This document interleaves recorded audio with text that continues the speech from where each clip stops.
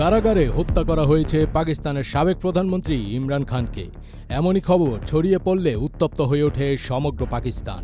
রাস্তায় নেমে আসেন ইমরান খানের রাজনৈতিক দল পিটিআইয়ের হাজার হাজার নেতাকর্মী। পরিস্থিতি নিয়ন্ত্রণের বাইরে চলে যেতে থাকলে বাধ্য হয়ে তাদের ওপর লাঠিচার্জ এবং সাউন্ড গ্রেনেড নিক্ষেপ করে পাকিস্তানি পুলিশ।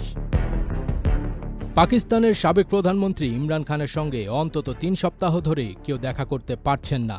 কারাগারের অভ্যন্তরে তিনি কেমন আছেন সে কথাও অজানা। এ পরিস্থিতিতে হঠাৎ তাকে হত্যার গুজব ছড়িয়ে পড়ে সমগ্র পাকিস্তানে। ভারতীয় ও আফগান সোশ্যাল মিডিয়া সাইটগুলো তাতে ঘি ঢালতে থাকে।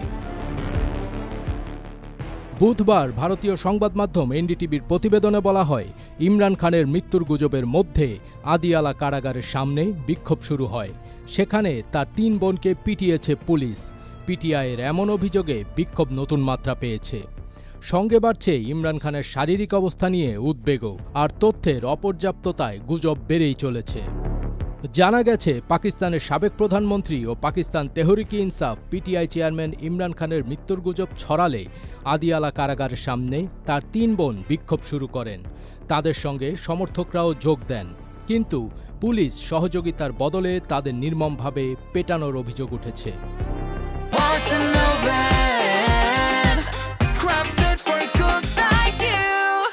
ইমরান খানের বোন নরিন খান, আলেমা খান ও উজমা খান দাবি করেছেন, ভাইয়ের সঙ্গে দেখা করতে চাওয়ায় পুলিশ তাদের এবং পিটিআই সমর্থকদের ওপর বর্বর হামলা চালিয়েছে। ইমরান খান ২০২৩ সাল থেকে রাওয়ালপিন্ডির আদিয়ালা জেলে বন্দী রয়েছেন। তার বোনদের অভিযোগ, গত ৩ সপ্তাহেও তারা ভাইয়ের সঙ্গে সাক্ষাতের অনুমতি পাননি। এজন্য তারা এই সপ্তাহে কারাগারের সামনে শান্তিপূর্ণ অবস্থান নিলে পুলিশ আকস্মিকভাবে লাঠিপেটা শুরু করে। পিটিআইয়ের পক্ষ থেকেও বলা হয়েছে, ইমরান খানের বোন ও সমর্থকদের শান্তিপূর্ণভাবে বসে থাকা অবস্থায় পুলিশ হঠাৎ তাদের ওপর হামলা করে। দলটি ঘটনার স্বাধীন তদন্ত দাবি করেছে। তবে কেমন আছেন ইমরান খান তা এখনও জানা যায়নি।